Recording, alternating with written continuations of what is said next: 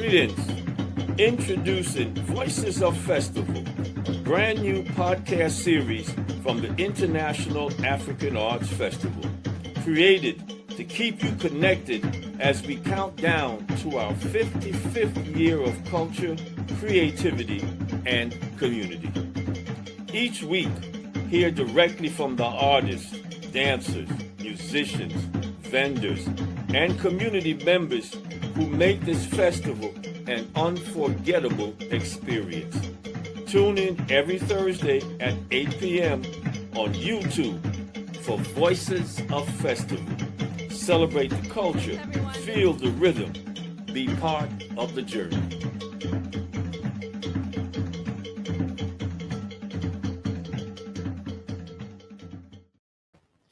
Yes. Welcome back. We're continuing our incredible conversation with Ayanna Gregory, daughter of the struggle. And during the break that we had, Sahkeenah and I were having a conversation and raising the same issue about young people. And Ayanna, in your travels, well, let me change that. How do you view young artists who are out there now, and whether they are engaged in some level? And the reason I ask that too is because oftentimes, because we don't know what they're doing, the assumption is they doing jack. I saw people do that very recently with the situation in Jamaica, and they ask him, well, what are these big time rap Jamaican artists doing, and so on. And then all of a sudden they put it out there. So are young people engaged in any way in moving this movement forward? Absolutely, they are. There are youth organizations all over the country, and there's a sister in Washington, D.C., a good friend of mine named Nene Taylor, and she has an organization called Harriet's Wildest Dreams, and she engages young people and does all kinds of trainings for young people and young activists who are as young as junior high school, many of them high school age, into their 20s. And these are powerful young activists who are in the streets, who know their rights, who know who are outside of the courtrooms, when different resolutions are about to be passed that affect Black and brown people, and other marginalized groups. Like these are young people who are really doing it. There's a group called Black Swan. The founder's name is Samantha. I can't think of her last name. But there was when the federal troops came into D.C., young people held a press conference right outside at the Thurgood Marshall Center. And it was mostly high school students, and some college, but it was mostly high school students. They had so much to say. And it was so important that the older generations gathered around to really listen to them and take them serious. Because a lot of times at these conferences, they'll say, oh, we need the young people, but they're just, and I'm not saying they, because some people, I'm sure there are plenty of folks who are doing it right. But I have also seen where it's kind of just this tokenism where they're bringing in, young folks, but they're not really giving them a voice, And so more and more I'm hearing, bring the young people in. We want them to have a voice, not just a voice, but, because there's some folks that don't want to pass the baton. There's some folks that are like, that don't feel comfortable passing it down to the next generation. And I think there's so many young folks that are like, we are ready, especially now that there's a sense of desperation in the nation in so many ways. And so I think there are young people I know who, ever since starting from like 2020, when Black Lives Matter, in the heart of, after everybody saw the murder of George Floyd and, everything with Breonna Taylor and Ahmaud Arbery, there were young people I knew that had never even thought about activism of any kind until that happened. And they began to feel it in a way where they were like, I can't ignore this. this is touching me. This is touching me, you know. And I remember seeing a elder father. I think this is when, you know, the cities erupted, Michael Brown, you know, just during Black Lives Matter. And I just saw this father. He said, I'm ready to die if I have to. And I was seeing the young people, his children, looking up at him like, this is something different. This isn't we just gonna go along to get along or just get by, just surviving another day. Something's about to blow out this mother. And I feel like the young people are right on the edge of it. And so a lot of those young folks who are ready to just I don't want to cuss, but F stuff up and just blow, because they're feeling, my father would say, you know, the young people are responding to the level of disrespect that they've been given. And they are showing it in the exact proportion that it came to them. And so what I have seen is some of these same young folks who are ready to set it off because they're not even necessarily sure what to do. They just know something's got to change. I can't coexist with this anymore. And I know that, I feel like, because they ain't scared, they're brave. And so when given some kind of direction, and I've seen some of the, people like let's say my friend Nene Taylor, engaging and recruiting these young folks who have big personalities, who aren't scared, who are willing, who have the courage to do all the things, and say, hey, look, we don't want you to burn your own house down, brother. We don't want you to destroy your own thing. So let's come together and let's do this. And every time I've seen these young folks engage, they ready to do something. So I absolutely believe. Ayanna, let me ask you, but hold on. I want to find, just let me finish this part. Who are the young artists who are stepping up and delivering a message? That's a great question. There's a brother that I know coming out of New Orleans. What is his name? D1. I can't think of his name, but he's a hip hop artist, really powerful, and he's an activist. To be honest, I know a lot of artists in my generation that I can speak of, but when I really think of the some of the younger folks, I can't think of a lot. Not to say that there aren't a lot, but I have not been keyed in, I don't think, to as many of the artists who are on, really, who are coming with an energy and a discernment around wanting to connect their art to activism. I see, there are times I may go to events in Washington, D.C., and I see young people, it may be a poetry slam or something like that. And I see young people, I don't know their name, but I see them and I'm like, wow, you have a lot to say. I can't really name a lot of them. I don't know a lot that are necessarily known like that, because I do still feel like, unfortunately, the larger narrative in mainstream hip hop and R&B is intentionally not connected to social justice and anything around our healing and transformation. And that's on purpose. We know that. So question, because this is kind of a mixed cookie, because now in the times that where we are, a lot of people are frustrated, and there's been this notion of the Black community sitting the protesting out, like after the election of Trump. It's like, we told you, I'm not going to be on the front line anymore. I give up. I've seen that. I've seen that narrative, right? And on the flip side, we know underground grassroots that there are people on the front line at the same time. And so being a daughter of the struggle and having just experienced adversity up front in person as a youth growing up, now we are here in 2025 in the next generation. What would your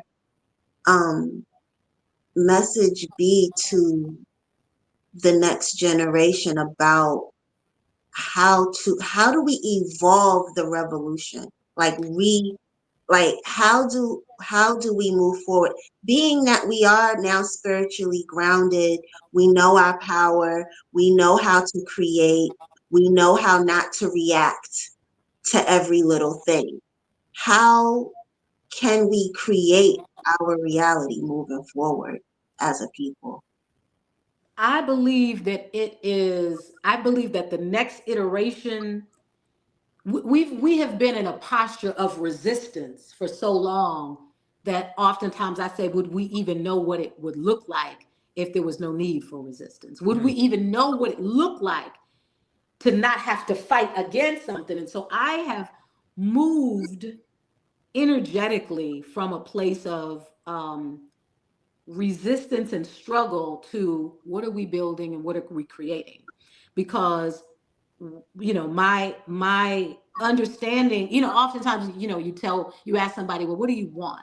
I ask young people all the time, what do you want? And they say, well, I want a world with no fighting, no drugs, no this and no that. And I said, you told me what you didn't want, but you didn't tell me what you want. Mm-hmm. And we're so used to engaging what we don't want. We're so used to engaging the lowest common denominator of and creating that friction that we as African people, as indigenous people, we are way bigger than our greatest oppression.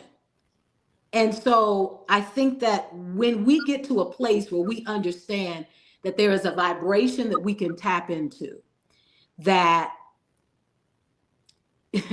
a good friend of mine, actually, you know him, of course, Ross D. I was with Ross D earlier today, and he said, Ayanna, he said, yeah, this is light work. This is light work, and this is lightweight work. We are so used to bending our backs over and carrying the heavy load that we get to understand that we are moving into another phase of understanding that when we are the builders and the healers, that when we begin to put our energy and tap into the frequency of light and of love, that's not weak, that is the most powerful force in the universe. And so when we do that, it's less about the struggle and the resistance. Not to say that that's not important and that's not meaningful, but I think we are moving into a place, or we have an opportunity to move into a place where we get to understand that, see, we've been I don't say everybody, but millions and millions of people have bought into a narrative that is not true. But because we believe it's true, it has ramifications. And so if we believe something is powerful, then it becomes powerful. And so if you take somebody, Trump or whatever that energy, whatever that represents other than the light, and say, that's the emperor with no clothes, but everybody drank the Kool-Aid and bought into this belief that he had clothes, and we fighting over this and that. But the reality is that in the larger scheme of what we have access to and who we are and what we come from, that energy would be equivalent to an ant or a gnat on a lion's pinky toe, and we the lion, if we are tuned in and tapped in.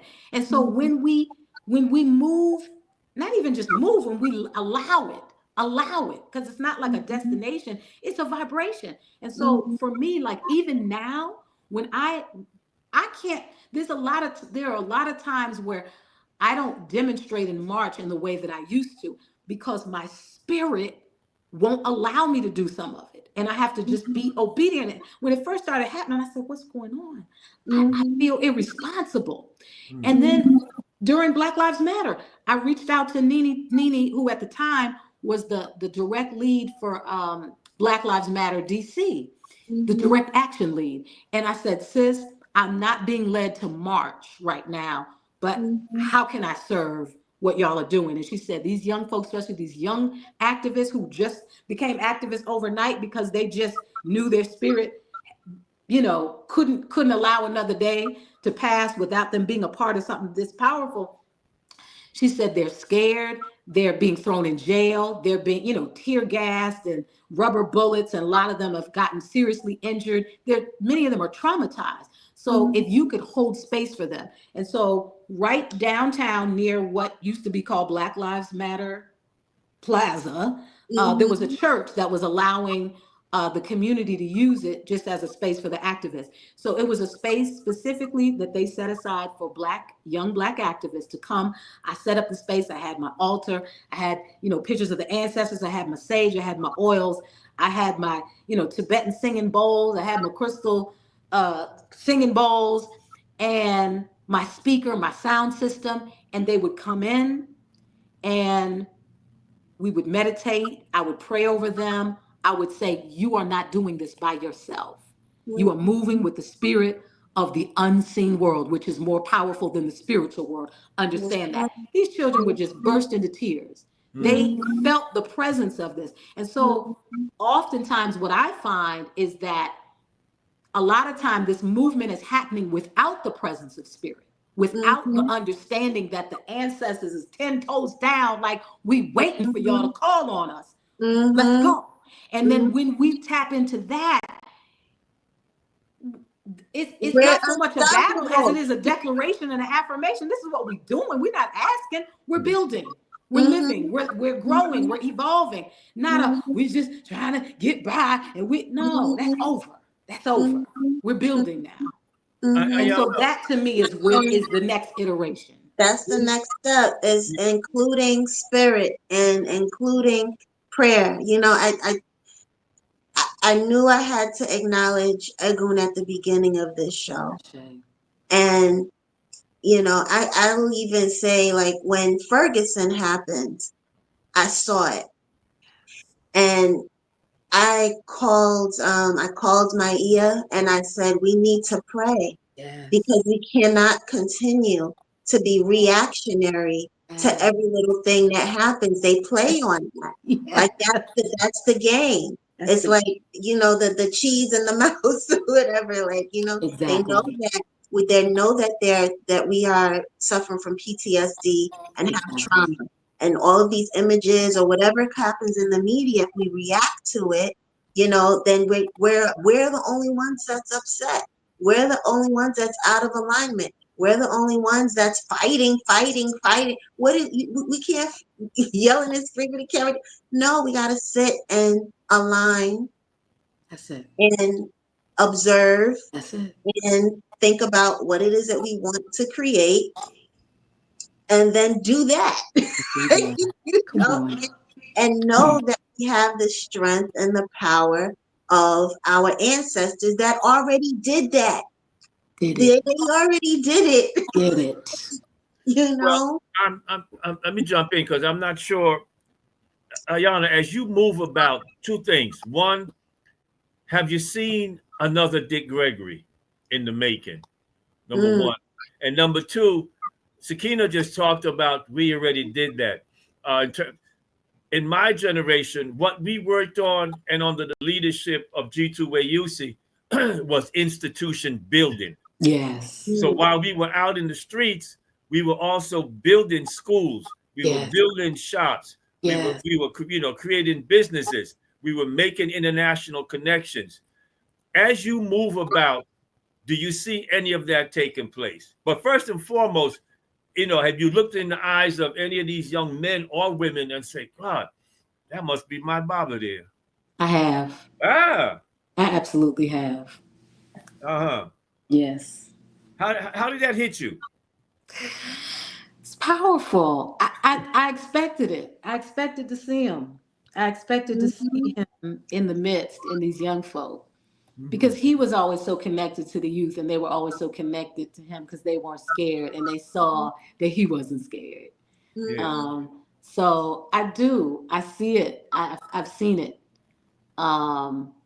in some of the youth, and it just blows my mind and it lets me know how present he is. And so many of our ancestors, just how present they are. Have you come across anyone who's using comedy as part of their message or messaging? On that level, the way Dad did it, no. Not on that level. I haven't.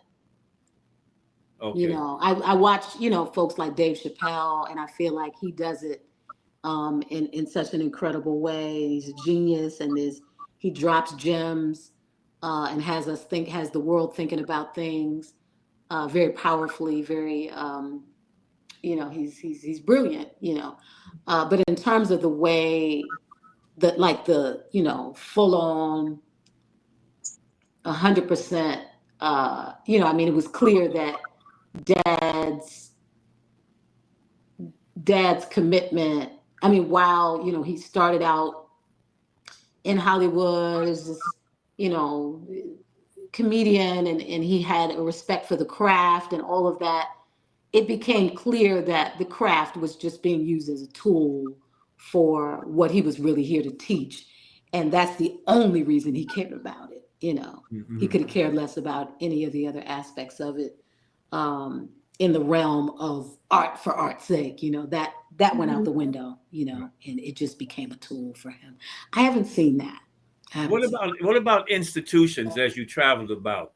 Because one of the things is that we tend not to tell our stories, and there are probably a lot of institutions being developed around the country, and because you travel around, that may not end up in the news because the pastor didn't get arrested for stealing money and so on.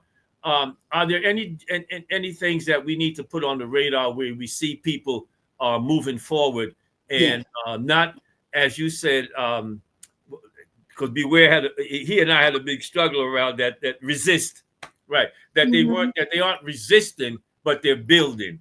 Mm-hmm. One that comes to mind is a really powerful movement in Washington, D.C. called the Love More Movement. And it founded by my dear beloved friend, Dr. Bruce Purnell, who's a psychologist. And he started this movement some years ago. And this brother's healing the hood. I mean, just simply put. and that's, going back to Sahkeenah, what we were talking about with this larger spiritual conversation, which is really just like it's an inside job that, in the words of Gil Scott-Heron, the revolution will be televised because the revolution begins here. So Dr. Bruce Purnell has started a movement. It's even gone into some of the prisons now, or into, I don't know if it's just DC jail or what, but where basically he's training individuals to be transformative life coaches. So in this process, they're transforming themselves and their families and their relationships and healing. I mean, I'm talking about places and spaces where, racism did its work in the hood on such a level, the crack epidemic, the classroom to what do you call it? The classroom to prison pipeline. I'm talking about folks who've dealt with the most extreme levels of internalized depression, from murder, rape, suicide, all the things, abuse, trauma, on all those levels. And you got folks in this movement who are in their 80s, and folks who are as young as 18 years old, and come together. Right now, a lot of it is virtual, but it's also in person. And he's graduating in the hood these transformative life coaches who are then going out and doing this work in the community. And it's really, I'm hearing people who I didn't even know knew him from other places say, tell me about, Dr. Bruce. What is, I said, you know about the Love More movement too? Because I didn't even tell them about it, but they're coming to me asking me about it. And That's so wonderful. It's incredible. It's powerful. And I'm seeing, brothers who, used to be so hard, and they breaking down in tears talking about they didn't know what manhood really was until they moved through this vulnerability portal and got completely stripped and understood why they did the things they did, forgave themselves, forgave everybody around them, and are doing this work and, building community, like really building community. So, I mean, that's one that comes to mind. I think there are a lot, again, they don't make the news, and sometimes the connectivity isn't always there, but I think it's happening all over the country for sure. Which is why Voices of Festival is here, Ayanna. Yes. And I'm glad that we are leaving on a note that talks about what is taking place versus what's broke. Come on. And so we want to thank you for joining us and for spending some extra time with us. We appreciate you. Absolutely. Pray that you will continue. And I know Sahkeenah dropped a little bug in there about Festival 55, and who knows, we might even see you there.